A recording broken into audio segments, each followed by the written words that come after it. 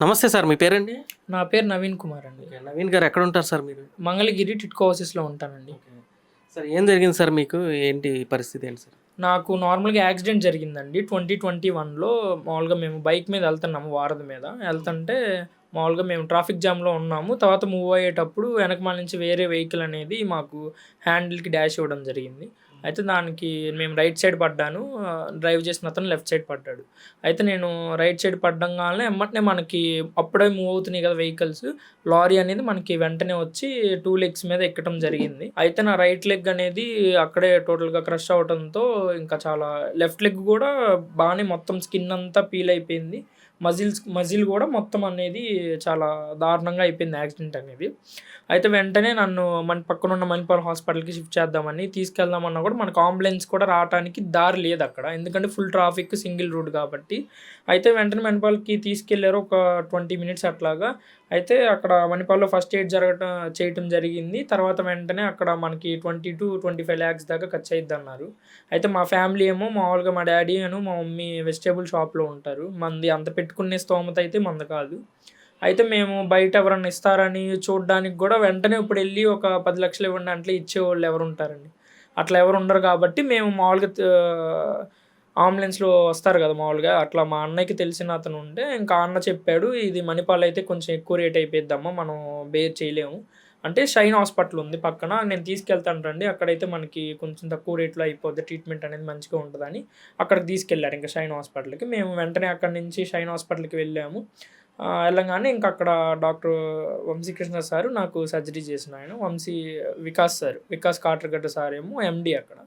వాళ్ళు వెంటనే నన్ను రిసీవ్ చేసుకున్నారు. నీట్‌గా మొత్తం చూసి ఎక్స్‌రేస్ అవన్నీ తీపిచ్చి వెంటనే నాకు ఆపరేషన్ అనేది చేయడం జరిగింది. తర్వాత వెంటనే ఒక మామూలుగా మనకి మంగళగిరి నియోజకవర్గం ఏం జరిగినా గానీ మామూలుగా విషయాలన్నీ తెలుస్తాయి గదా! ఇంత పెద్ద యాక్సిడెంట్ అయిందంటే మనకి ఆల్రెడీ పేపర్‌లో పడింది. అట్లా న్యూస్ అనేది మామూలుగా నారా లోకేష్ గారి దగ్గరికి వెళ్ళడం జరిగింది. అయితే మామూలుగా ఇప్పుడు ఎవరికన్నా యాక్సిడెంట్ జరిగినా గానీ మామూలుగా మనిషి అన్న తర్వాత ఎవరికన్నా ఉండిద్ది గదండీ! ఇట్లా అయ్యో! పాపం ఇట్లా అయిందే అని. అలానే ఆయన మాకు హాస్పిటల్‌కి రావటం జరిగింది. అప్పుడు కోవిడ్ పేషెంట్స్ కూడా ఉన్నారు మా హాస్పిటల్‌లో. అయితే మాకైతే ఇంటిమేట్ చేశారు. ఇట్లా లోకేష్ బాబు గారు రావాలనుకుంటున్నారు. మేబీ వస్తే రావచ్చు. మీరు రెడీ ఉండండని మామూలుగా ఫోన్ చేశారు. అయితే మేమేమో ఎందుకొస్తారులే మన దగ్గరికి, అది కూడా కరోనా టైము. లేదు అలా ఏం రారులే మామూలుగా ఆళ్ళు చెప్పుంటారంటే కనీసం వీడియో కాల్ అన్నా చేస్తారేమోలే అని చెప్పారు. ఓకే అని చెప్పేసి మనం ఇంకా అట్లా ఉన్నాము. కానీ సడెన్‌గా సారొచ్చారు. మంచిగా మా హాస్పిటల్ మేనేజ్‌మెంట్‌తో మాట్లాడి, మళ్ళీ నన్ను గూడా చాలా మోటివేట్ చేశారు. మనం ఎందుకిట్లా యాక్సిడెంట్ జరిగిందో జరిగింది. కానీ మన హోప్ కోల్పోకూడదు. స్టోన్‌లాగా ఉండాలి. నువ్వు ఫస్టు మంచిగా నువ్వు సెట్ అవ్వు అన్నారు. జాబ్ ఏం జేస్తన్నావు? ప్రెజెంట్ ఏం చదువుకున్నావు? ఇవన్నీ క్లియర్‌గా అడిగి తెలుసుకున్నారు. నేను చెప్పాను ఇట్లా బీటెక్ చదివాను సార్ నేను. Mechanical engineering. నేను జాబొచ్చేది ఒక 10 డేస్‌లో. కానీ నాకిట్లా అయిందంటే, "నువ్వు మంచిగా ఫస్ట్ సెట్ అవ్వు. నువ్వు సెట్ అయిన తర్వాత నేను నీకు ఏదో ఒక జాబ్ అనేది నేను చూస్తాను. మంచిగా నువ్వు సెట్ అవ్వాలి ఫస్టు. బలంగా ఉండాలి. నువ్వు చూడు నేనున్నాను నీకు" అని చెప్పి మంచిగా నాకు హోప్ అనేది ఇచ్చారు. ధైర్యంగా ఉండు. నువ్వు కంగారు పడొద్దు. నువ్వు కంగారు పడొద్దు. ఏం కాదు. పరీక్ష ఉంది. రిపోర్ట్ తీసుకుని ఏమవుతుంది. పరీక్ష పెట్టాడు. ఎందుకు పెడతాడు? ఎందుకు పెట్టాడు? మెయిన్ స్ట్రాంగ్ ఉంటుంది. ఏమవుతుంది.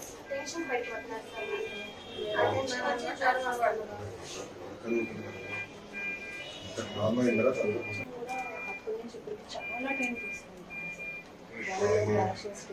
డ్రామా లేదా major drama mind is never prepared for such. గర్వంగా ఉండవు, రిలాక్స్గా ఉండవు. ఏమవుతుంది. ఓకే.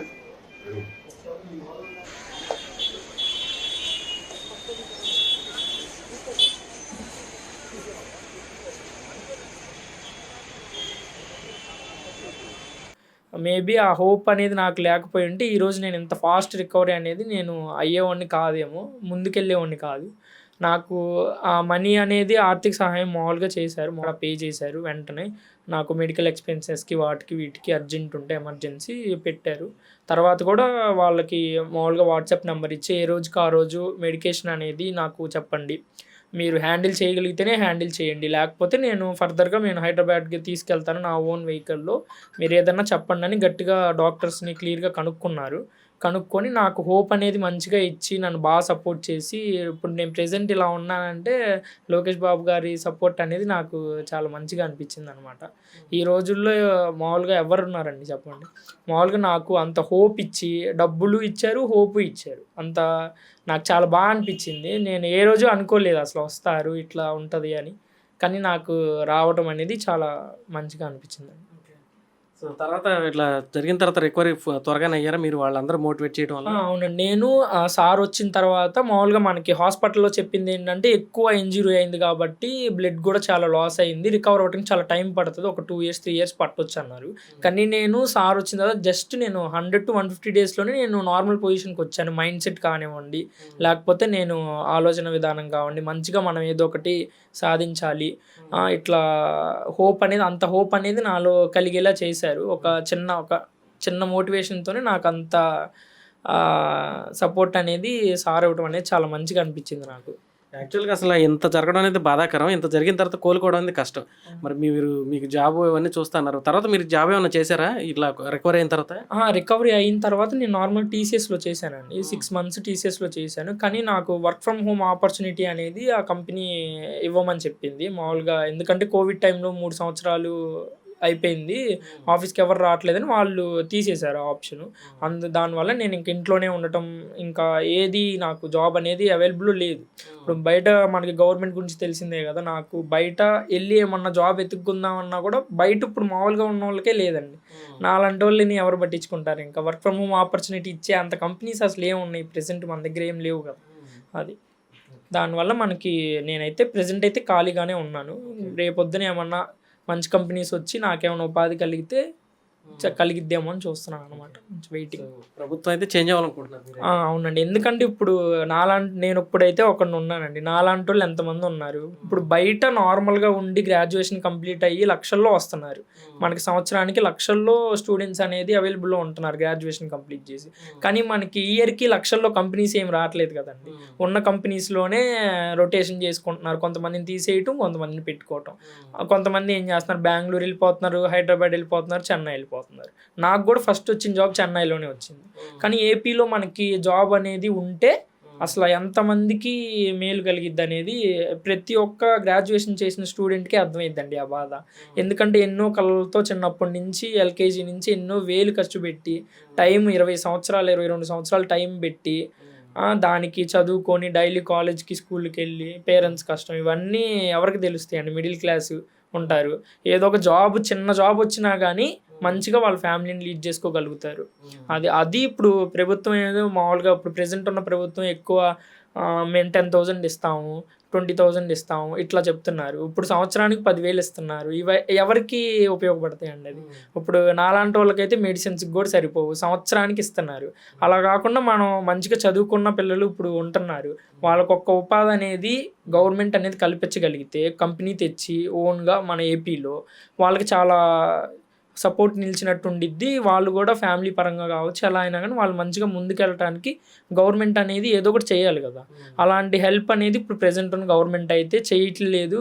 అలాగే మనకి ఉన్న ప్రెజెంట్ ఎమ్మెల్యే గారు ఉన్నారు కదా, ఆయన కూడా మొన్న క్లియర్గా చెప్పేశారు, మేము తర్వాత గెలిచినా కూడా మేము కంపెనీస్ అయితే తెచ్చేది లేదమ్మా, ఇంతకన్నా మంగళగిరికి ఏం కంపెనీస్ రావు, ఉన్న కంపెనీలే అన్నారు. ఆ ఉన్న కంపెనీలు తెచ్చింది టీడీపీ గవర్నమెంట్, లోకేష్ బాబు గారు ఉన్నప్పుడు వచ్చినాయండి అవి మొత్తం ఐటీ కంపెనీలు.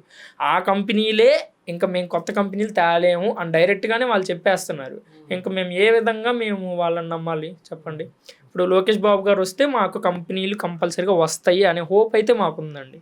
ఎందుకంటే ఇప్పుడు గవర్నమెంట్ అనేది ఇప్పుడు టీడీపీ కాదు, లోకేష్ బాబు గారు ఇక్కడ ఓడిపోయి కూడా ఓన్ మనీ ఖర్చు పెట్టుకొని ఇస్త్రీ బండ్లు కావచ్చు, కుట్టు మిషన్లు కావచ్చు, తోపుడు బల్లులు కావచ్చు, ఏదైనా కానీ ఇవ్వడానికే ముందుంటున్నారు. కానీ నేను ముందు ఇస్తాను, మీకు ఏం ప్రాబ్లం ఉందో చెప్పండి అని చెప్పి ఓన్ మనీతో కూడా ఇవ్వాలనే ఆలోచన ఉందంటే ఇప్పుడు ఓన్ మనీతోనే చేసేవాళ్ళు రేపొద్దున ప్రభుత్వం వచ్చిన తర్వాత ప్రభుత్వం మనీతో చెయ్యరు అని ఎవరు అనుకుంటారు చెప్పండి మీరు? మాకైతే బలంగా ఉందండి, మేము రోజు చూస్తున్నాము ఎవరేంటి అనేది ఇప్పుడు క్లియర్గా అర్థమైపోయింది మాకు.